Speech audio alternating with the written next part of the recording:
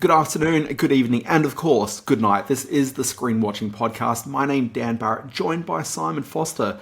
On the podcast this week, we are talking about the movie of, well, certainly of this week. It's called F1. It stars Bradley Pitt. And look, here's the thing, a little bit of a themed episode for the week. If you're listening to this week and you're hearing cars zooming past my microphone, it's absolutely because F1 is on and not because we're recording during school pickup. Okay, that's absolutely what's happening.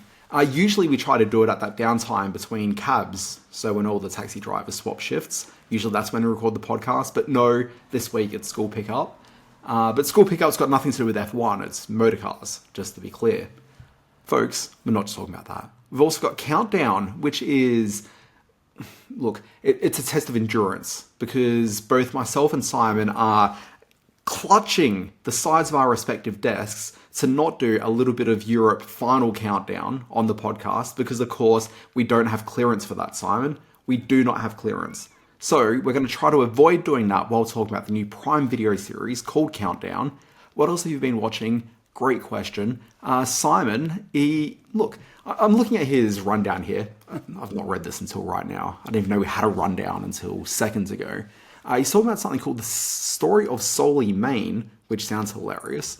And then also he's got the retro screening of Pee-wee's Big Adventure. Now, look, I'm totally fine for that, but why are we talking about Pee-wee's Big Adventure and not the recent two-part documentary series, Pee-wee as Himself, I think is the name of it, where Paul Rubens spoke about, being Pee-wee and a life of being Pee-wee. I am getting, look, it's certainly more recent than Pee-wee's Big Adventure, but not by much. I'm talking about Postcards from the Edge. Wait, what year is this? Folks, this is Screen Watching. This is not like TV, only better. Television!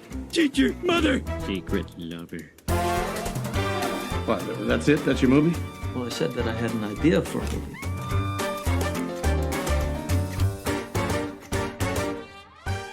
Alright, Simon Foster, co-host, Boy Wonder. You're okay? Please tell me you're fine. Yeah, I'm doing all right. Hello, Dan Barrett. Hello, screen watchers the world over. I know we've got listeners in countries as far afield as overseas. New Zealand. Do you think he would have been as successful if he had been indeed called Bradley Pitt? If he'd have gone full Bradley Pitt, do you think that would have been the sort of marquee name that Brad Pitt is? Look, I think so, but does Bradley Pitt necessarily fit the whole, suit with the bow tie and the... Oh, wait, you're talking about Brad Pitt. Sorry, I was about Pee Wee Herman again. No, we're not talking about Pee Wee Herman. There hasn't been that many famous Bradleys. Bradley Cooper, I guess, but apart from that... Bradley... Yeah, I know. It was that guy I went to primary school with. Yeah, I went to school with a Bradley too. It's a name that isn't spoken of much, or it's shortened to Brad. Well, everyone went to school with a Bradley. Nobody ever went to work with a Bradley. No, that's a great way of putting it. That's true. If there's any Bradleys out there who prefer the name Bradley over Brad, drop us an email, screenwatchingpodcast@gmail.com. I don't want to hear from a Bradley, just to be fair. If it was What Brad about Pitt. female Bradleys, of which I think there's only one, which is that character from The Morning Show? Is there a feminine version of Bradley? Brad? Bronny? Bron? Brangelina? No, that's an amalgam. Yeah, I got nothing. No, I'm glad I went down this path. Yeah, so we'll be talking about F1 this... That's my F1 impersonation. We really should start this podcast. We really should. Folks, the podcast only begins once Bradley Cooper's on the scene. This is F1. Some people look at Sonny Hayes. They see a guy who lives in a van, a gambling junkie who missed his shot, the best that never was. But I see possibility. All right, so F1 is Apple Films' biggest roll of the dice yet in terms of budget to scale filmmaking, I guess you'd say. They had a big roll of the dice the other week with Fountain of Youth, and that didn't turn out too well. Sorry, Fountain of what? Fountain of Youth, I know, exactly. What even was this? Right.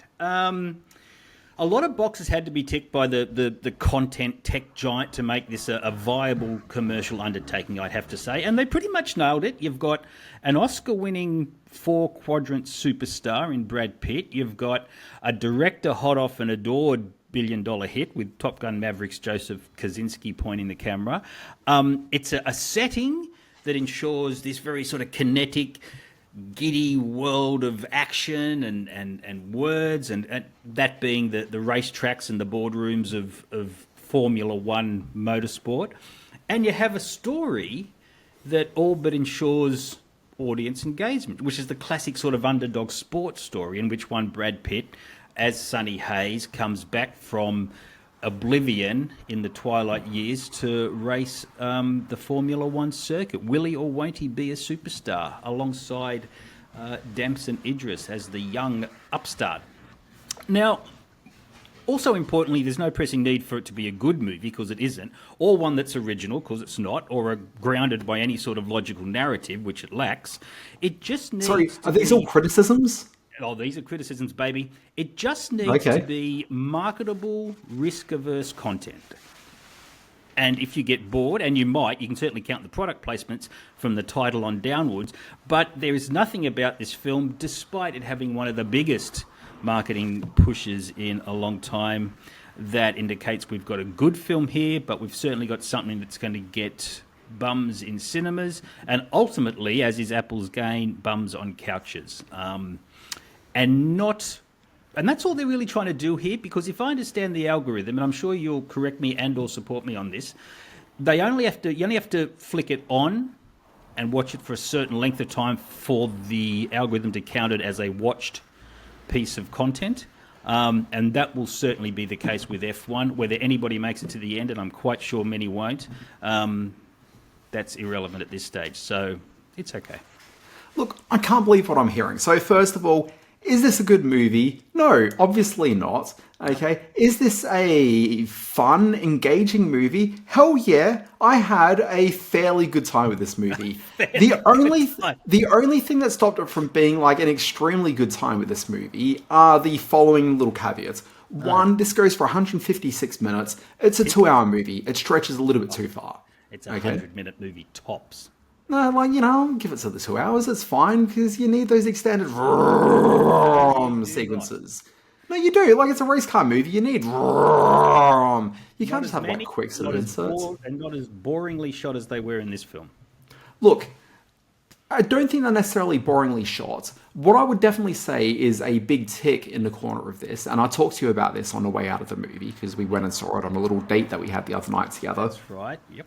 With what's her name sitting between us? Yeah, she doesn't matter. Don't bring the skirt into this. It's Simon's lovely wife. Okay. What I really appreciated about this movie was the sound design, because I remember seeing Ford versus Ferrari, which is, yes, a better movie than this, okay, but, and I'd say equally entertaining, okay, time length sort of aside, but my big issue with Ford versus Ferrari that I felt when I left that cinema was I didn't hear the motor cars. Okay, like it just wasn't that loud, like guttural, like engine sound coming through it. There was certainly the sound of engines, but like it just wasn't impressive. The sound of the engines in this, it grabs you by the, bits I can't say on a podcast that's this rated, and it really sort of right into. I really appreciated the sound and the energy that creates. I think it's got a very sort of Euro poppy sort of dance club soundtrack, which isn't maybe necessarily to my taste, but certainly I think worked for F1 as a as a sports property. It's a Hans Zimmer soundtrack, so I'll grant you that it did have some punchy music. I was talking about not the score, but the actual musical soundtrack, because there are. I barely remember anything in it. Oh, it's right through, Simon. I don't know what movie you were watching. Maybe just fell asleep again 3 minutes in. Yeah, exactly. Hey, Wes Anderson didn't direct it. We're talking about Joseph Kosinski's F1. So I was kind of on board for the action, but what he found exhilarating and interesting about filming planes in Top Gun Maverick, he did not bring to the car racing scene. And disagree. What we all loved about Maverick wasn't the flying planes and all the spinning around in outer space. That was just an add-on. What we loved was the human interaction, was all the characters, was the Glenn Powells and the Tom Cruise. I have far fonder memories of the bar scene in Top Gun than I do of the the plane sort of stuff flying around. So, and this didn't have a single human character in it that was relatable. Even Brad Pitt, who through wildly illogical pivots of the plot, suddenly found himself back in an F1 team when a man of his age and his medical background would never make the team. And they were that desperate, Simon. They were that desperate. Did you not pay attention? I paid more than enough attention just that I could bring a review to you like this that points out this is a lazy, silly, boring film that Apple have made with a fair degree of contempt for the audience. Okay, look, I don't think this is a boring movie. It's absolutely silly, but you want this movie to be silly, so that's perfectly fine by me. I don't want this movie to be silly. Simon, who wants the straight down the middle F1 like film? Come on. It's supposed to be Europeans driving fast cars and popping champagne at the end and being goofballs on and off the track. Which they are not. They're a dull bunch of people. The European, it's just kind of how they do. Look, I think one of the fun elements of this is I really enjoy the cast from, top to bottom, with the exception of maybe Damson Idris, who's the other team member. I just kind of thought he was a bit interchangeable. You could have had any number of young actors kind of walking away doing the same thing. I quite like Kerry Condon, who's the Irish technical director / love interest. I don't think she's given anywhere near enough to do that's worthy of her time. But if I was actually going to pick sort of one... Sorry, I've got two issues with the movie, which is one, I don't think they develop her enough, and as a result, there's not enough actual... You don't feel the love in the way that you kind of want to feel movie love. Like, it just doesn't really happen. Like, you're not expecting it to be a real relationship. You're expecting it to be a Hollywood confected relationship on screen. And they go through the motions, but you never walk away going, oh my God, they were just adorable. You just don't feel that vibe. And spoiler alert, I know we'll get back to your second point in a minute, but why on earth did the film felt it had to bond them in the way that it bonds them? Because it's a movie. Have you not seen movies before? Hey, I've seen movies, but she is set up as a leading proponent in the field of sports technology and motor car racing technology, whose existence is only validated because she gets to bed Brad Pitt. And it is a retroactive and fairly reprehensible use of her character. Sounds like jealousy to me from someone who hasn't bedded Brad Pitt. That's all I'm hearing. Yeah. What's the second point? What was the other thing you didn't like about it? Second point was runtime. That was the other sort of detriment. But the rest of it I thought was... Which is going to be great on everyone's home systems. Well, it will be great on people's home systems. When it finally drops to Apple's, where this was always meant to be, and certainly fits in more with an Apple release like Fountain of Youth than a major Hollywood blockbuster. This is way more entertaining than Fountain of Youth, a billion times better than Wolf's. They've had some real turkeys in terms of some of their film output. This is the same cloth as those sort of films. Look, I've seen films in a cinema this year that were far worse than this. I wasn't a crazy fan about the Top Gun Maverick film. I thought it was fine. I probably enjoyed this equally. Okay, because I just wasn't crazy about it. But just a few other things that I just want to throw out there. There's a couple of people in the supporting cast that I think are really worth calling out here. Tobias Menzies, who's the kind of bad guy. It's one of those sort of, final pivots where they're like, oh, we need a bad guy. Let's go with this guy. And so they kind of just bring him in. Let's give him a twirling of the mustache badness that is totally in line with the very shallow nature of the rest of the film. Do go on. That's fine. It should be shallow. I like that about this movie. I like that we saw Shea Wiggum for a couple of minutes at the beginning of the film. Any film where Shea Wiggum turns up, I'm there. I gave the last Mission Impossible a big pass only because Shea Wiggum was in it. But also, man, look, I enjoyed this film way more than I did that last Mission Impossible movie. No way. No. Easily. But the other person I really want to shout out here is Kim Badina is in this. Now, Kim Badina, big shout out to anyone who loved The Bridge, the Scandi drama that, caught us all, deeply enraptured for a few years there. Kim Badina was the other cop that wasn't Saga, which is the lady cop in that. In this one, he's playing what do they call him? Is the team principal, I think. So he's the guy that kind of runs the pit crew. Oh, he's the elderly guy with the silver beard. That one. Is that him? I'd say older guy. I wouldn't say elderly, Simon, because I don't like putting sort of senior people in, such a bucket. Okay, sure. Yeah, no, he was fine. He did what he had to do. Did a bit of yelling. Had a boardroom scene. So yeah, he did what he had to do. Yeah. You haven't mentioned Javier Bardem, who really does turn up with one of the great paycheck performances of his career. Not unwatchable, certainly bringing the movie star charisma, which all he and Brad have to do in this.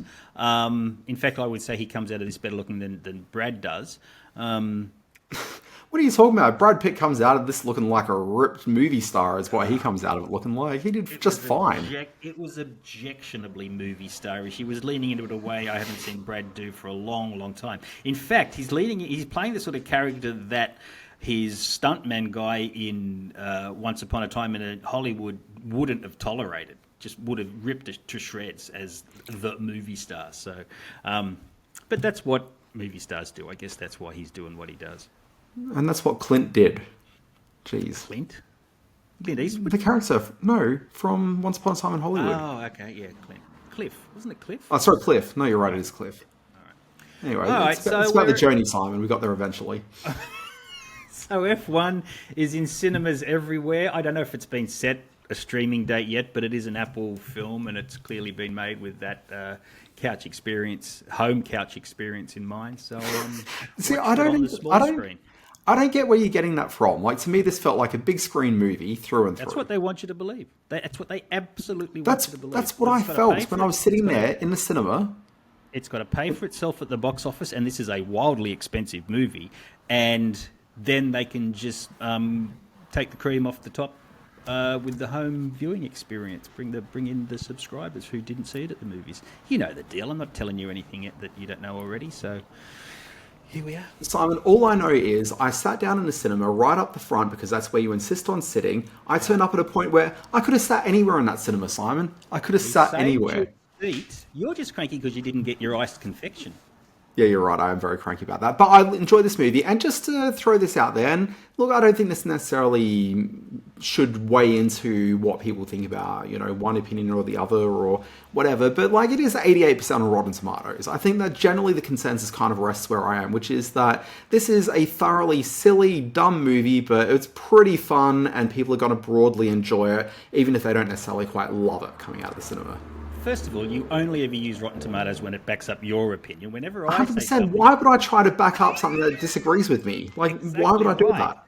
And B, that also points to what a terrible mess Rotten Tomatoes is in, and the fact that things like 28 years later and F1 do get 80-odd% when they're clearly badly flawed films. And here we are. All right, let's get on to all I know Countdown. is that, once again, as always, I am the voice of the people in this podcast. That's exactly what you are. You're the voice of some people, that's for sure. All right, you watched the 1970s pop video show Countdown. Let's hear what you have to say about it. Let's look at a clip. Look, Molly Meldrum has not been better on the small screen than this before, let me tell you. But yeah, let's play the clip. I was just checking to see how you were after that bomb went off in our face last night. Ready to rock. Yeah? Yeah, 100%.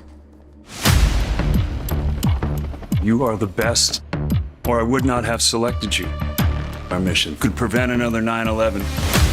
Foreign player was planning a Chernobyl-level event here in Los Angeles. So no, this is not the 1970s music show from the ABC called Countdown. This is instead the new Prime Video action-adventure series called Countdown. Look, I'm just going to throw some names out there. Some of your favourites. Violet Bean, Jensen Ackles, Eric Dane. Just names everyone loves. Just household favourites. I don't know any of those people. That's not true. I know who Jensen Ackles. I know. Well, isn't Eric Dane the one who was in the news lately because he's got some terrible disease? I don't know about a terrible disease, and I don't think I've written about him recently, but I can tell you that Jensen Ackles, people know from Supernatural. He's a bit of a favourite amongst, viewers of that. Yep. I think was he in Tracker? Was that him? I don't remember. No, that was the other guy, Hartley, whatever that guy's name is. I think he matched the right in there. at some point. I don't remember. Jensen Ackles, I think he may have also been in that wrestling show that I saw that one episode of. I don't know. But look, he's around. I think he's been scratching around to try to land that next show that's going to keep him employed for a while. And this could maybe be it. Although, giving away part of the plot here, he does play a character who doesn't have very long to live. So he may not be sticking with the show, beyond that first season. Not too sure. Although maybe, I haven't seen the whole season, maybe they find a miraculous cure by the end and he's fine. He seems to be the hero of the show, so he's probably sticking around. Okay. Yeah. But the rest of them you probably don't really know, except for Eric Dane, if you're a fan of Grey's Anatomy. The Internet Movie Database told me he did a couple of 100 episodes worth of that show, so, probably seen him around. But when you see him on screen, you'll think, this guy looks like he's probably been in a whole bunch of things I've seen before, and he just kind of looks like one of those guys. He's a bit interesting looking, kind of. He suddenly seems seasoned. But let's get to the point of this program. The point of the program is this. In the ways that we've watched a lot of action-adventure shows over the years and loved some of them, so things like 24, which is a really good example of this kind of show. Burn Notice, I think, is probably not as broadly watched as 24, but certainly has a loyal viewership behind it. I love Burn Notice, yeah. Yeah, hugely enjoyable for a couple of years until we all forgot that the show was around and just got distracted by something else. Okay, but Burn Notice is pretty good, and it was just a great example of the way that you can create these big, silly spectacles on a small screen TV budget and just really engage with it. What was great about those two shows specifically is there would be a action sequence that's set up, and you find yourself properly caught up in the action on screen, which isn't easy when it's a TV environment because you're dealing with a much smaller screen. The sound generally isn't pumping in a way that you've cranked up F1. It's a more intimate experience where just human drama plays better on a small screen. Big action spectacle, not so much. And traditionally, horror hasn't played that well on a small screen either. But that's an irrelevant conversation to this. What was great about that show is that you got involved. So the litmus test you want to have here is action adventure show, do you get involved in the action? And the answer is yes, to a point. So when you watch the first episode of this, it opens with when you're watching it feels like a really good action sequence with Milo Ventimiglia, who people know from shows like Gilmore Girls and This Is Us and a whole bunch of shows and movies over the years. He's a really engaging screen presence. You see him going, it's a Milo TV program, because you haven't read anything. You've just seen the icon on your streaming service, which is Prime Video. But wait, shock twist, he's killed at the end of this opening sequence. Yeah. He's the instigation, it's the point that kicks off the plot for this movie, this TV series. So, this guy's been killed. Why was he killed? Not too sure. The only way we can find out is to bring together a crack team, a task force of various specialists from the DEA and other associated law enforcement agencies around the Los Angeles area. Bring them all together. What is it about these individual people that makes them right to be part of a team? It's because every time they're part of a team, they're the one person that goes rogue and makes it all about themselves and doesn't work as part of the team. So if you bring them all together as part of one team, if they get killed as part of the mission, no one's going to care because they're the least popular people across their various agencies. A-Team. So this is a spin on the A-Team. Kind of. So you've got all these hothead agents who are all shoved together. Jensen Ackles is the hottest of the hotheads. Sure. Although they're all very attractive people because it's TV, so they're hot in more ways than just the ordinary. And so what you've got is in the first episode, I reckon there's maybe 4 or 5 action sequences that are just propelling this forward. Get to episode 2, and the first 3 episodes debut on day 1, which is midweek this week. Mm-hmm. Only 1 action sequence in that second episode. And when I was watching that action sequence... so when I'm watching the second episode, and I'm watching the 1 action sequence that is really the set piece for the 40 minutes of runtime, 50 minutes for the first episode, 40 for the second. Yeah. When you're watching this, I think it became really apparent what the problem is with the show, which is that the action sequences, while they're a little bit engaging, you get to the end and it's like, that was the sequence. Like, it doesn't really... There's no magic to it. It just kind of seems like, this is really well shot, and the choreography is really quite good. The idea of what sort of set up the action sequence, but then at the end it just kind of feels a bit hollow. and you don't really feel as that you really got your buck's worth out of like that investment of time. That Like is your heart's raises a not very pulping in the way that you interesting- expect. That raises a very interesting point that we could probably go in depth about if we wanted to, but does the action sequence on the small screen invariably suffer because it's on the small screen? Do action But sequences need this to is be why on I the big started. screen? This is why I started talking about 24 and Burn Notice, because both of those shows I think achieved some really just incredible action sequences at times, and not in every episode, not every action sequence either. But you would always be watching it, and there'd be one or two moments per episode where you're like, "Oh my god, that was actually kind of cool." Yeah, that's true. But you never quite get caught up in this in that exact same way. You kind of get caught up, but it's an empty, like, there's that phrase in that movie Threesome where I can't think of the guy that isn't Josh Charles, the other guy. He says something about how pizza's like sex, even when it's bad, it's still pretty good. Sure. Okay, and that's kind of the case with this. Like, it's still pretty good, but like, it's just not the best. Like, you just kind of feel like you could be doing better. There's, I think, 10 episodes of the first season, maybe 13, but I think it's 10. And I think if you've made your way through the first episode, you're gonna stick around with it because it's kind of just silly, like action fun. This is very much sort of the vibe of things like NCIS or those sort of network procedurals. There's no sort of greater substance or value in watching this beyond the fact that, like George Costanza said, why are you watching this? Because it's on TV. And sometimes that's enough. Just a bit of an update into what I raised earlier. Eric Dane, who I guess is most famous for Grey's Anatomy and is currently on Euphoria, he was diagnosed this week with announced this week that he's been diagnosed with amyotrophic lateral sclerosis, or ALS. He is back together with his wife, who's actress model Rebecca Gayheart, who were going to divorce back in 2018, but they are now back together. He's got 2 children with her, and he's fighting. He's in for the long fight against this terrible disease. So that's all been announced in the last, I guess, 48 hours. So, Yeah. to Eric. Yeah, I guess so. Young man. I know Rebecca Gayheart best for dating Luke Perry back in the day. Yes. But I probably wouldn't mention that to Eric Dane because that would be just impolite. Yeah. ALS is otherwise known as Lou Gehrig's disease, after the famous baseballer who went through a terrible and highly publicised bout with it. Okay, so there you go. Here we good luck with that, Eric. And where can we watch Countdown? I know you've mentioned it a couple of times. That would be on the Prime Video, sir. Dan Barrett, why don't you ask me a question? Yeah, all right.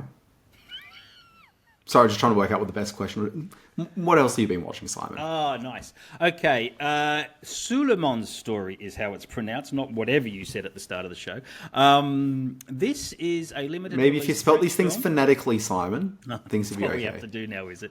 Okay, this features one of the more extraordinary... Solly Main, mate. Solly Main.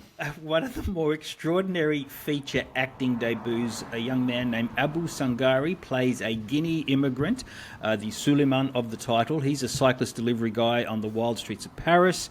He lacks the documentation needed for asylum status, so he lives day to day at the mercy of social and cultural forces. It's the director of this film, Boris Lojkine, I guess it's pronounced Lojkine. Yeah, it's my pronunciation that's the problem. That's exactly what. Yeah, exactly. Yeah, he creates this world of anxiety and injustice and unfairness, all impacting this one very decent man who's forced to endure all this in one of the wealthiest Western cities in the world. It just hurtles forward toward a very still and very beautifully staged final few moments. I remember referring to this as like an action epic for the soul, which sounds really pretentious and kind of wanky, but the movie is just paced so fast.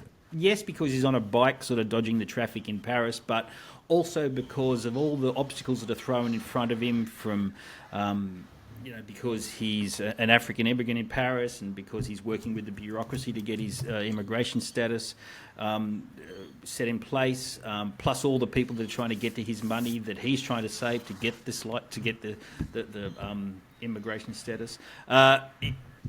it's this sort of existential crisis action movie that is really deeply affecting at the end. There isn't an untrue or inauthentic frame of film in this whole movie, and it's really, really powerful stuff. It's called Suleiman's Story, and it's in cinemas as we speak.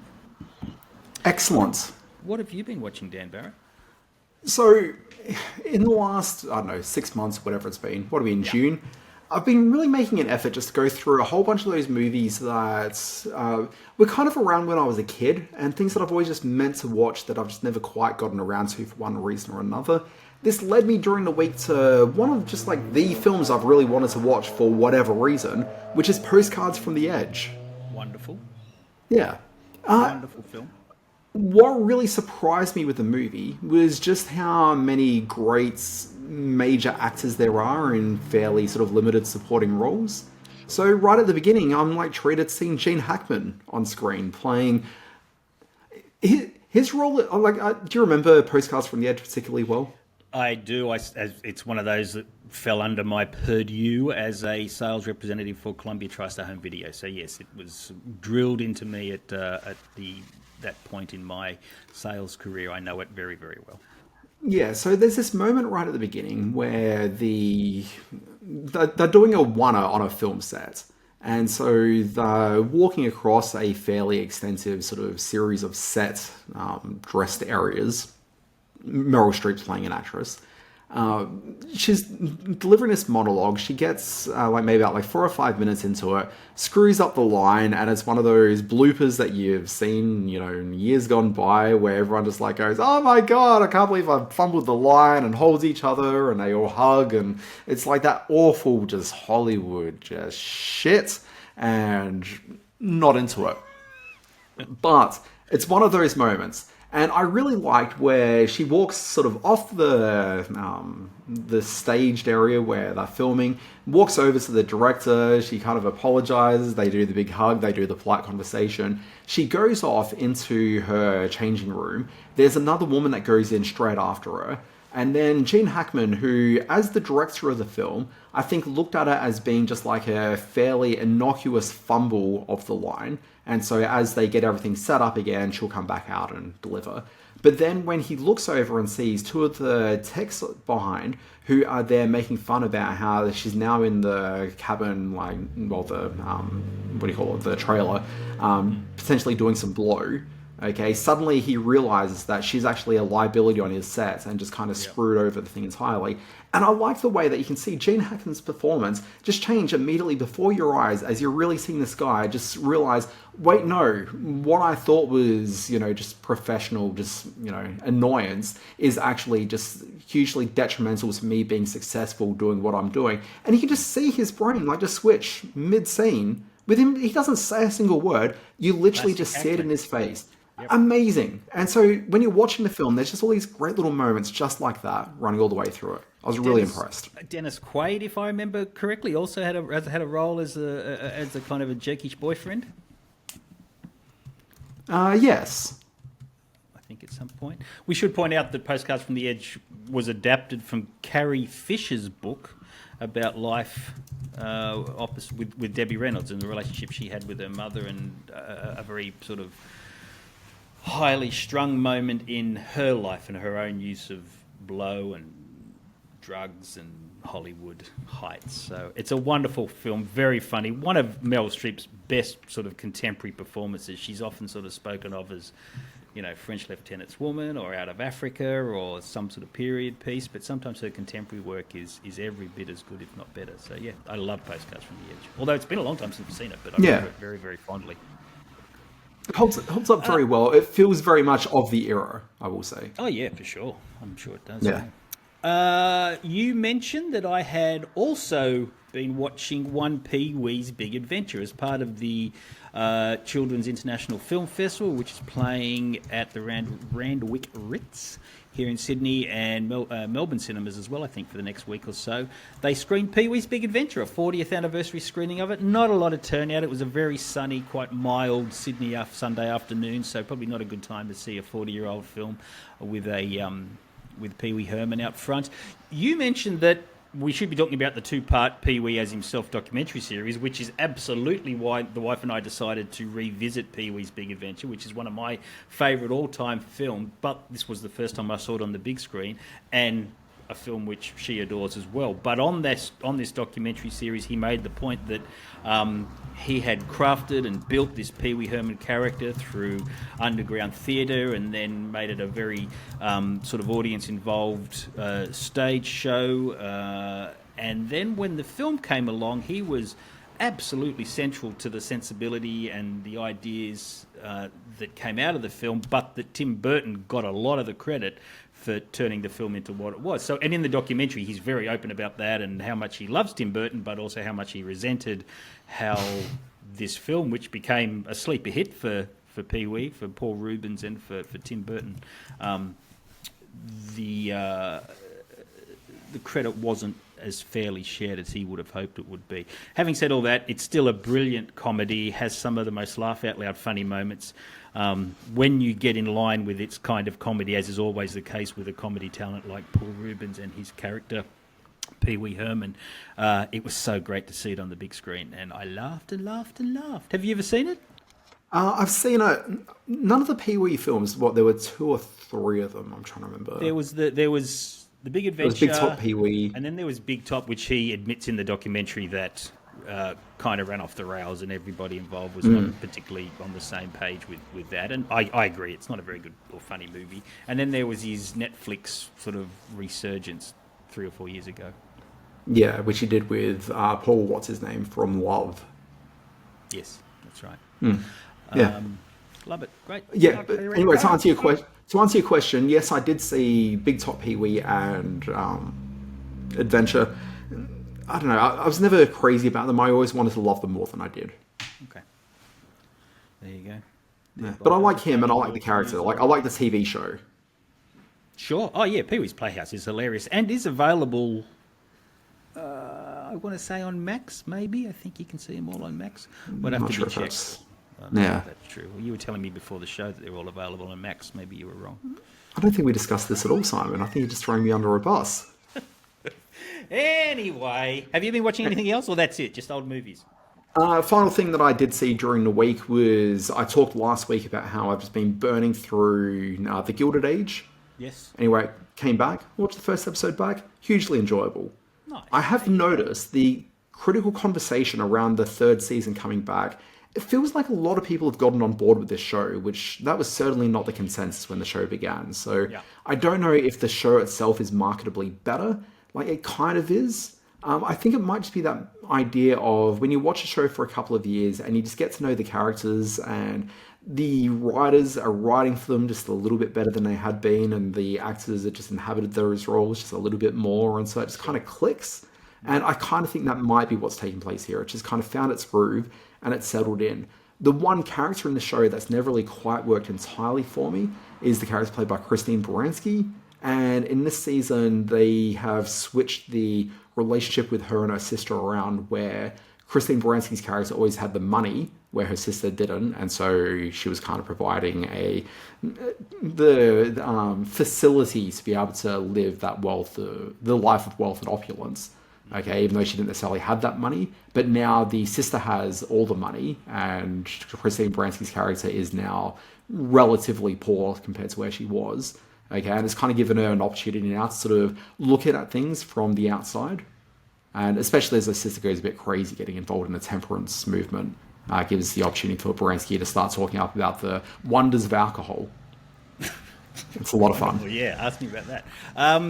The one thing that I have been watching just very briefly, and it's only tangentially because my beautiful wife, who we've mentioned quite a bit on this show, we should get her in it one day to have a bit of a chat to hear her side of our opinions of her thoughts.